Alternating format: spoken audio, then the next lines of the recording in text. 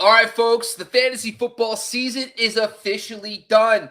And today we're going to branch off into a category that hits us all near and dear, the fantasy football bust. Today's topic, the main topic, is to cover what happened to Jonathan Taylor and some of the other top backs in fantasy football. Was it injuries? Was it bad offensive line play? Was it just the offensive scheme? We're here to break it down on today's show, whether or not this is a fluke or are we fading these guys in 2023? Before we do, you want to make sure to follow us across the board at Razzball Fantasy on YouTube, IG, and TikTok. Make sure you hop over here right now. Not only do we do football, we do basketball, hockey, and baseball, folks. So we'll be dropping content for all those sports all off season long for the football season as well. But of course, make sure you go to razzball.com. We have great articles dropping all off season. Right now, we have fantasy football superlatives coming out. We got a great fantasy football bust article coming out. We got a bunch of stuff all season long. So go to razzball.com, subscribe over to the Razzball Fantasy YouTube channel. But today's show is about what happened to Jonathan Taylor. So let's start the show right now.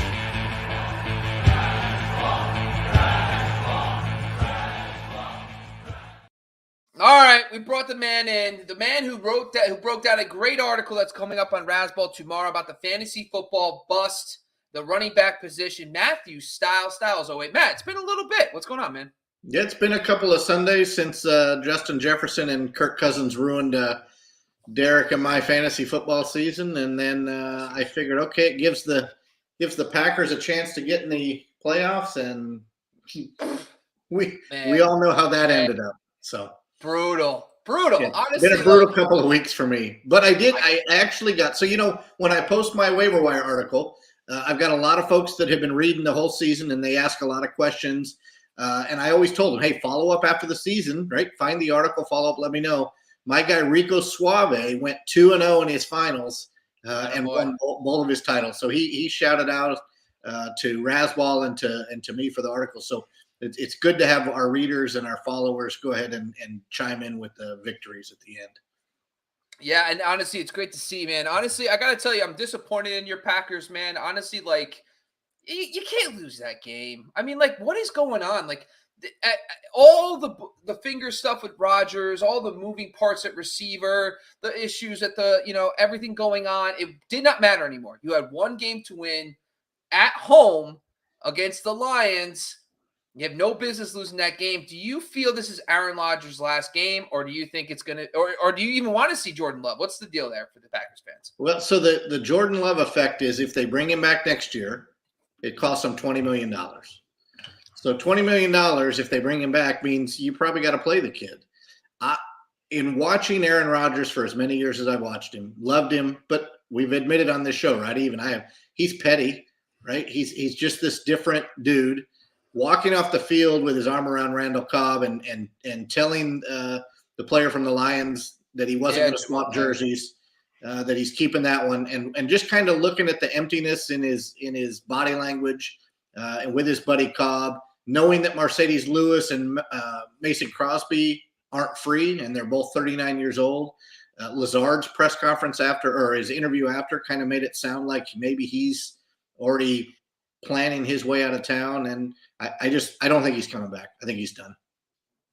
But I also think he could play 6 more years, but not at a salary cap hit of $50 million. So yeah, that's the thing, right? You're gonna have to pay him. Like, I mean, listen, I personally under the opinion that this season, I understand he hurt his thumb and the moving parts of the young receivers. It's hard to say that you're better off leaving without Aaron Rodgers. That's probably not the case. But if you don't make the playoffs with Aaron Rodgers, what's the fucking point? Like, if you're not going to make the playoffs and a win and get in at home, just play the young kid. See what you got. Let him grow with the 2 young receivers.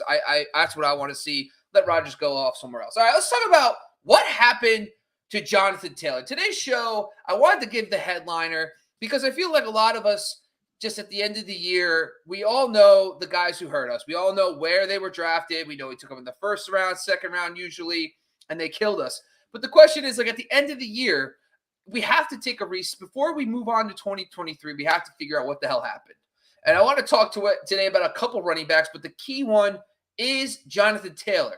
Now, Jonathan Taylor, the first overall pick, RB1. He finishes the season in PPR points per game as the RB16 and 36th overall in flex. That is not what you signed up for at all. And once you factor in some of the games he missed, it's even a bigger hit. But you wrote an article today breaking this down about Jonathan Taylor. Tell us what you learned about his season and whether or not you think there's optimism in 2023.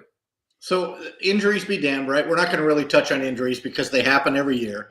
I will say 2022, I've been doing this fantasy football thing since I was 21. I won't tell you how long ago that was, but let's just say it's been a long damn time.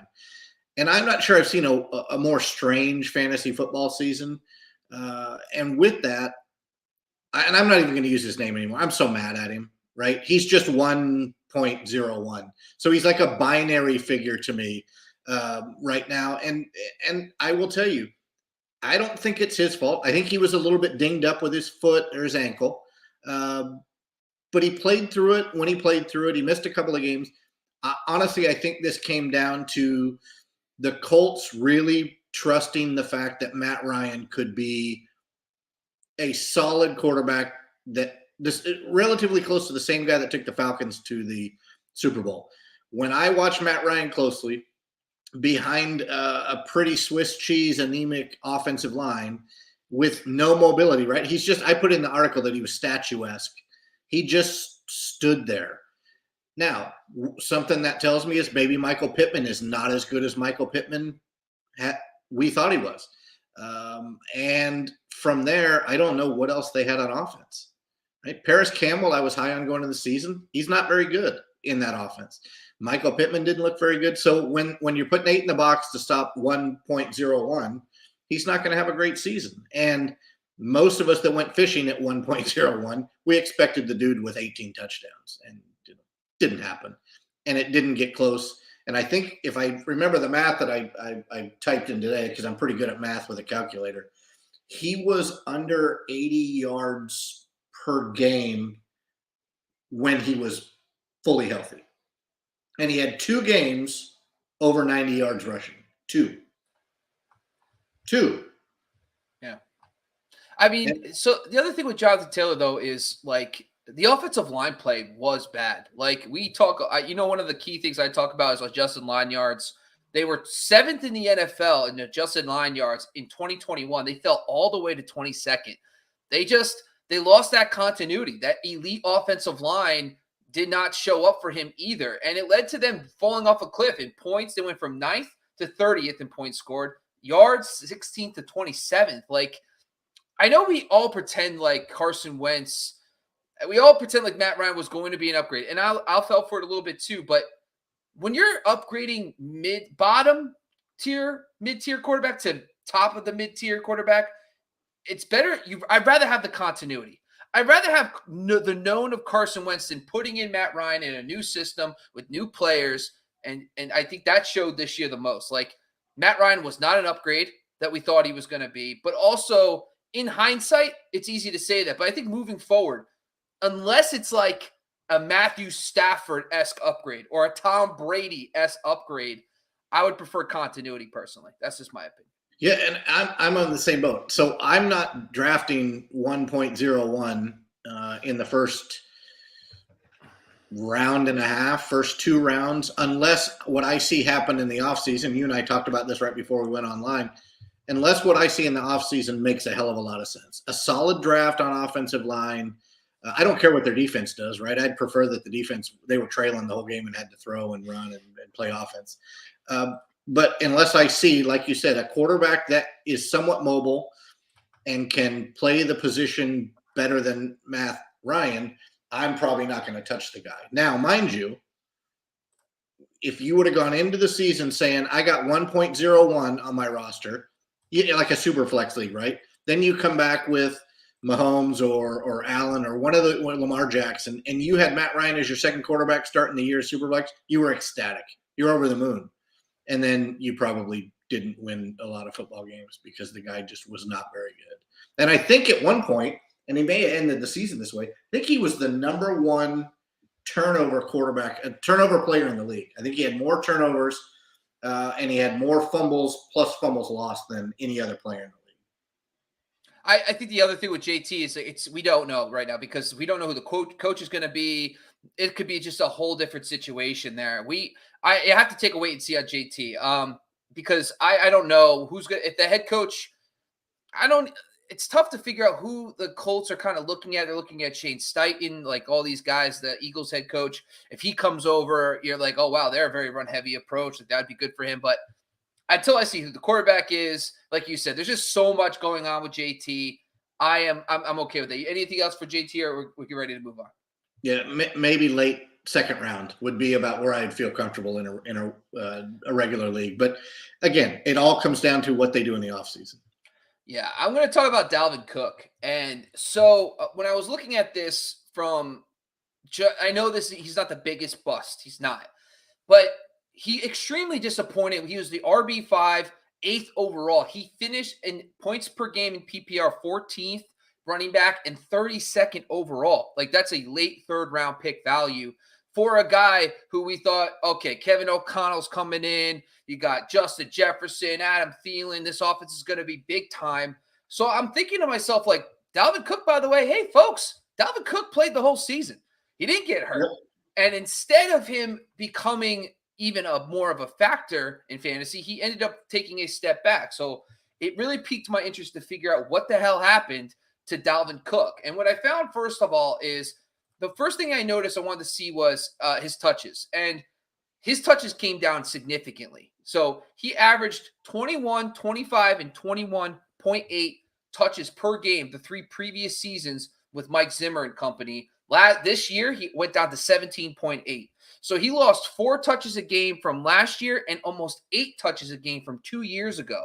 So that's huge. I mean, when you start factoring in guys and how many fantasy points they get per touch, that's about 4 points getting eat right away because it's about losing a point per touch essentially in those things. And the other thing I thought to myself was, okay, is that a fluke or is that going to keep going? Because it's Kevin O'Connell, like, they immediately went more pass heavy. And that shows in Kirk Cousins' stats as they did throw the ball more, but they also threw the ball more in the red zone.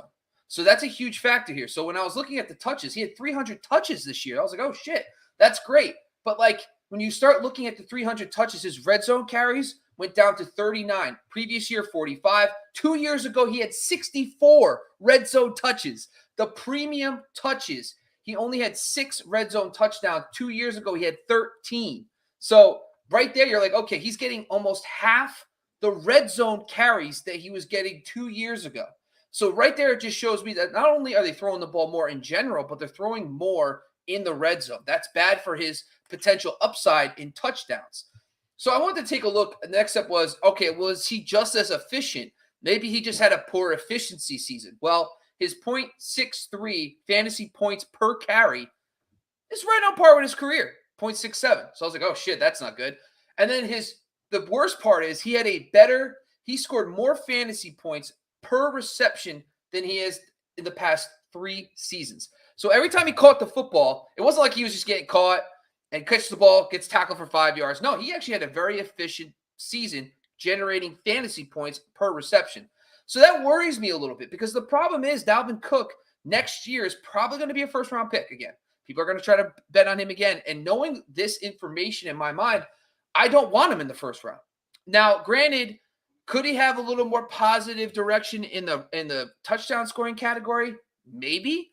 But I just pointed out that he had 25 plus less carries in the red zone this year on a team, by the way, that had no problem moving the football. It's not like Kirk Cousins lacked for touchdown scoring. He had 29 touchdown passes this year or so. So I am concerned long-term, but consistency-wise, Dalvin Cook did have his big games. He was 11th in the percentage of games where he had 20 or more fantasy points. So he was top 12, RB1. But once you start looking at his RB1 finishes or 15 PPR points or more, he drops to 17th in that category. If you look at him for RB2 finishes, which is about 13 to 14 points, he's about 14th. He's all outside. But if you look at his just getting double-digit fantasy points, he only was at 52% of his games. So I think it was 9 games. He was at 11 or more PPR points. So that's basically how it looked on FF today, how they break it out. 11 points. He was 52% of his games. So only 9 of his 17 games. So that seems weird to me. Like it was a coin flip to get you just like flex numbers this season. So I'm actually fading Dalvin Cook a little bit next year. I don't think I'm going to be overly excited to draft him necessarily unless he's like a 2-3 turn pick. Then I'm all in. But I don't think that's going to be the case at all. Let's jump down to your next one. Green Bay Packers running back. Go ahead. Do you think that has something to do with O'Connell knowing the shelf life of an NFL running back, right? The age and the beating. Do you think he reduced that to try to elongate his career? It's possible, but I think it's just his play calling style. They leaned more pass heavy, and it showed up. I mean, it wasn't extremely different, no. But when they got in, I think the key here is when they got into the red zone, they started throwing the ball more. And in years past, with Mike Zimmer and company, they turned and gave it to Dalvin Cook. I mean, the guy had 64 red zone carries just 2 years ago, and that plummets all the way to 39. That's pretty significant. So I just think it's a philosophy change. When you got Justin Jefferson playing, they probably thought Justin Jefferson is their best goal line threat. So that's why who's the best player in Minnesota? It's Justin Jefferson. Yeah, right. And adding TJ Hawkinson is probably option number 2, right? What a fucking nuts, amazing trade that was. They just fleeced the Lions. What a crazy, great trade for them. And I think they're going to be option 1 and 2 in the red zone next year. Justin Jefferson is trending way up, right? And Derek and I are proud of taking him at 1.02 in our home league. Again, he and Cousins, we had both of them, and they shit the bed in the championship. But I wouldn't change anything, right? You're not going to sit them. You're not going to start Danny Dimes over Kirk Cousins in the final. You're just not going to do it. Well, yeah. The other thing I just want to point out, too, just so you brought this up, is the TJ Hawkinson was impactful overall, too. He only had 50 targets this year on 56 targets in 17 games. And the years prior, he had 49 and 54, and he only played 13 and 14 games. So he took a step back. Even though they threw the ball more, he saw less targets. So that's not good. I mean, the Rams, I guess the Sean McVay offense, I know Todd Gurley had some big seasons, but they didn't really lean into the running backs that much when they have a good tight end. So that's also a problem. This is just notable for Dalvin Cook and why I think he's hands off in the first round next year. Let's jump to your team. I know you got a lot of gripes this year. Let's talk about those Green Bay Packers running backs. I just want to talk quickly about Aaron Jones, because Aaron Jones, positional 80, I'm interested because he actually was not a bust per se, right? Positional ADP, RB11 to start the year. Finishes in PPR points per game, RB11. But he was 19th overall in drafted ADP. He only finished 29th, so there was about -10 in overall finish. So he didn't really return the value he wanted, but let's talk about these Packers, RB. What's going on? So have you ever heard a quieter 1,121-yard rushing season? Mm-mm. Tyler Algier had about 100 less yards than Aaron Jones. Tyler Algier's a thing, man. That boy's got something going on. If Atlanta keeps trending in the right direction, then he's going to be a thing again next year. But I digress. I had high hopes for the two-headed monster so that those young receivers, mainly Dobbs and Watson, could learn, and Aaron Rodgers didn't have to drop back and throw the ball 35, 40 times, right?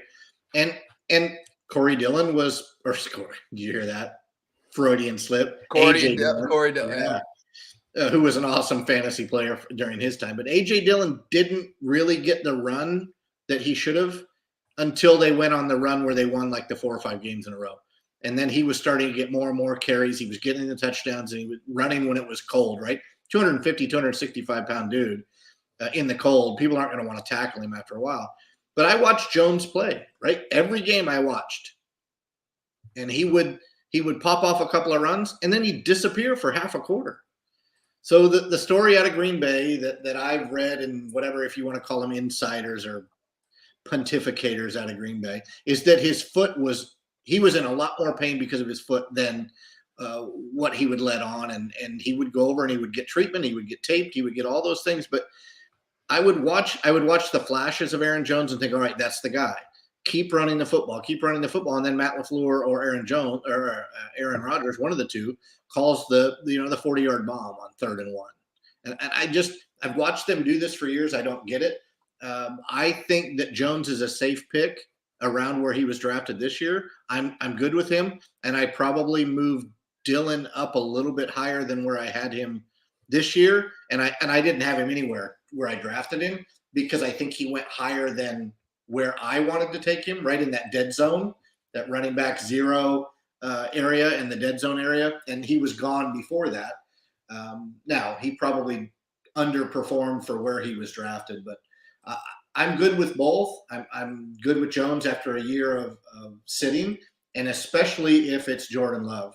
If it's Jordan Love, I think that they're going to lean on the run game a little bit more. They should have leaned on it, frankly, all day against the Lions till the Lions quit.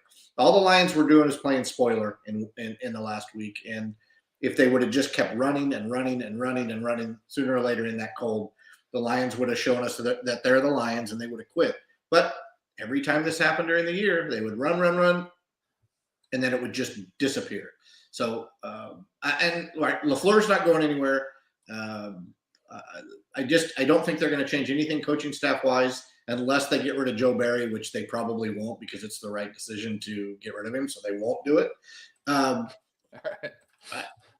I'm good with Jones and Dylan. They just disappointed me as both a Packers homer and based on where I would have drafted Aaron Jones. You said, like he said, his ADP was around 19.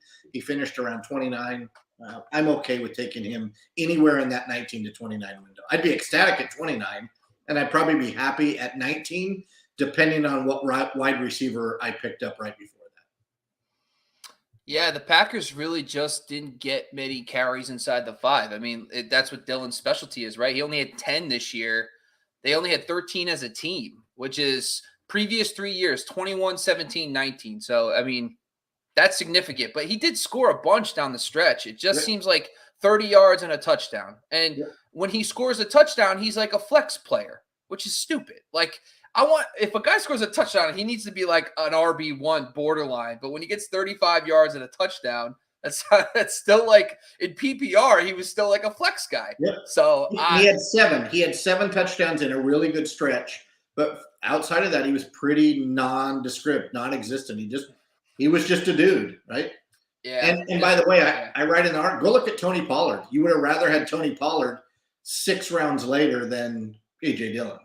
Oh, yeah. Pollard, just forget about it. Amazing season. One of the guys we'll probably talk about later when we talk about some steals. All right. DeAndre Swift this one hurts me more than a lot of things because Swift was like my late first round pick that I wanted across the board. I love DeAndre Swift, especially in PPR, and he just can't stay healthy. And the coaching staff, you could just tell the way they treated him with kid gloves. After he got hurt after the second and third week, he gets hurt again, and you just see it. He just does not see the ball as much as he did. Week 1, 15 carries, 144 yards, 3 catches in that game, completely dominates. He does not get to 50. He only gets 2 times the rest of the year. He goes over 10 carries in a game. That's it. 3 games the whole year, 10 carries or more. Like freaking absurd. Now, the thing with Swift, when I was looking at it, I'm like, okay. When I got into this, I was pissed. I was like, oh, I can't wait to bash my terrible take. Hate Swift, blah, blah, blah. I'm never going to play him again. But I have a little different of a story for him than I thought I was going to have. So here's why. When you look at his per stats, like his per touch basis, okay, I talk about per rush. Every time he gets a carry, every time he catches the ball, how many points he generates. He had a very solid season. He had right around his league average this year on points per carry. So he was still very efficient when he did get those touches. So he was still playing at a pretty high level, even while dealing with some of these injuries. So I was like, okay, that's not too bad. The biggest problem for him was that his touches just went right down. He averaged, for the season, 10.5 touches per game.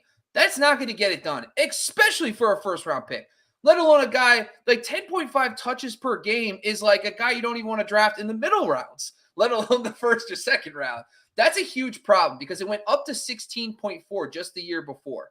So you're like, the other thing with them was I started noticing down the stretch, Justin Jackson was getting involved too much. But over the last 2 games, he only had 1 carry per game. You're like, okay, Justin Jackson, maybe he's on the way out. He's done. Jamal Williams, I think even though he's a free agent, he'll be back next year.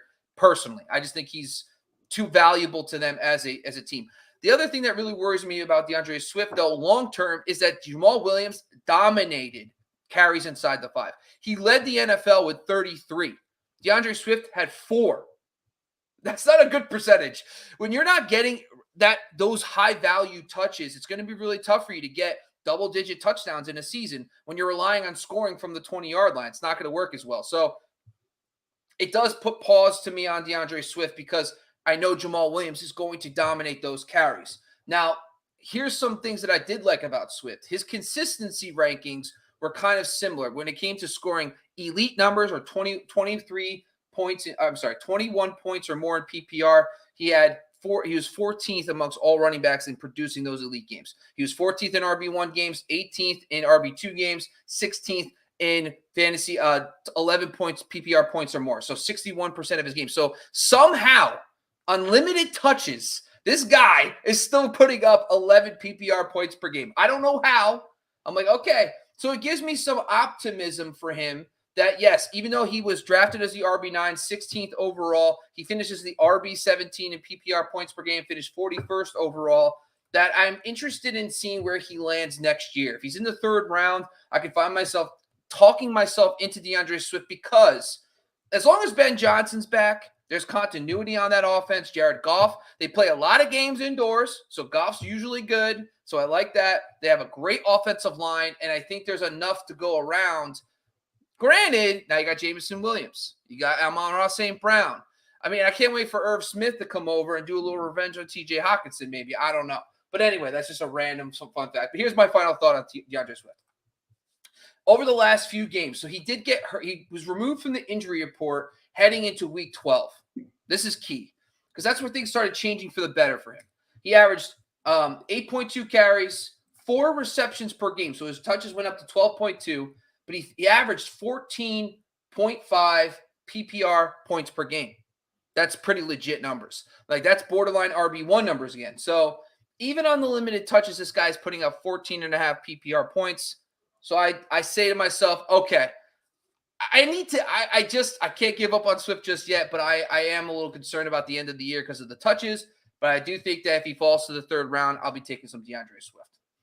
All right, let's say you're the first pick, right? Justin Jefferson or Cooper Kupp is your guy. You take him at 101, coming back in the second. So you've got the 2-3 turn. You know, are you not doing DeAndre Swift and Mike Evans? I mean, I'm not making no, Matt. No. I'm looking at 2023 right now. Get the hell out of here with this shit. I don't even know. I don't want to think about 2023 yet. I have no idea. I have refused to answer that question. We are focused on 2022. Antonio Gibson, tell me about him. Why is he one of your biggest busts this year? So if we go into the bad news column, right, of the newspaper, right, this guy was running back 1 for Washington, who had probably way more turmoil, the team did, than we knew, right? Dan Snyder's a car wreck, and things aren't really copacetic in Washington. But what we knew coming out was if we go running back 0, we're on the hook for a guy like Gibson, and I was good with it. I was happy. I'll take him. But I don't do running back 0, or at least I didn't in 2022. So, but I'm good with getting him as my RB3 or, down the line after I've loaded up where I want to load up. Then Brian Robinson comes along and wins the job. So his draft stock just plummets. Gibson's plummet. But everybody out there is like, well, but he catches the ball. He was a wide receiver in college, this, that, and the other thing. Okay, well, his draft stock doesn't go up. So, but anybody that drafted late, and I'm talking really, really, really, really late, Brian Robinson gets 2 gunshot wounds. Antonio Gibson rockets right back up the board, right? So now people are drafting him as their RB2 in 2 running back leagues.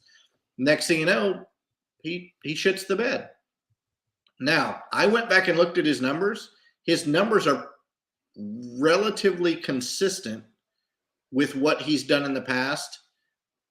But what I didn't know is that what he did in the past wasn't really that good. I don't know what had me sold on the guy.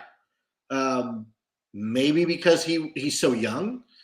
Maybe because Washington has always been, the John Riggins type running back team, right? They seem to slog it out with the Hogs up front, but I mean, that's been a long, long time. But I went back when I wrote the article today and I'm like, I don't know what the fuck I was thinking. I don't know why I was in on this guy. Now, I didn't land him anywhere because he went too high. We had 2 late drafts, but I couldn't tell you why I wanted anything to do with this guy unless he was a running back 3 or 4. And then when I look at his numbers, based on where he ended up getting drafted, he was a bust. He didn't do much of anything. When you're losing significant first down carries to J.D. McKissic, you may want to reconsider your profession.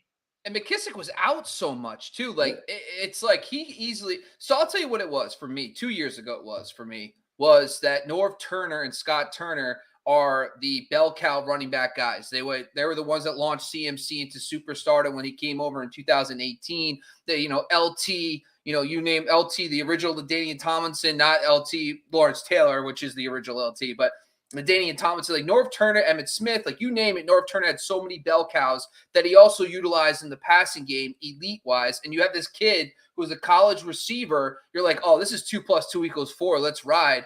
Well, that never happened. And the problem was he just made too many turnovers, fumbles. And then they get Brian Robinson, who, by the way, I think Brian Robinson, in my opinion, he gets shot in the leg. Everyone's like, oh, my God, what a marvelous story. He comes back and he starts and then he doesn't play well. And everyone's like, well, Brian Robinson's really not playing. He just got shot in the leg. Like, the fact that he's on the field, like, I can't wait to get Brian Robinson 2-3 rounds later than he's supposed to go next year. Well, we'll see who's the hell's the OC for the Washington Commanders, but I think that's why. But anyway, final thoughts about Antonio Gibson? I'm not touching him. Yeah, same here. I agree. All right, that's it, folks. This is our first episode of what happened to Jonathan Taylor and all the running back busts from 2022. Next week, we'll probably be dropping wide receivers and talking about what the hell happened. We'll figure it out. Who was the biggest wide receiver bust in the first few rounds? Do we have a key guy? I haven't really thought about it. Do you have one in mind? Yeah, well, we'll figure it out. Tune in next week. We'll figure it out next week, folks. But once again, make sure you join us on the Razzball Fantasy YouTube channel. We'll be here all off-season long, dropping knowledge from football. We also have basketball, hockey, and baseball. So hop over to razzball.com to check out all the great articles from guys like Matthew Styles. You can follow him at Styles08 on Twitter. Make sure you join us again. Thanks again. We are out of here.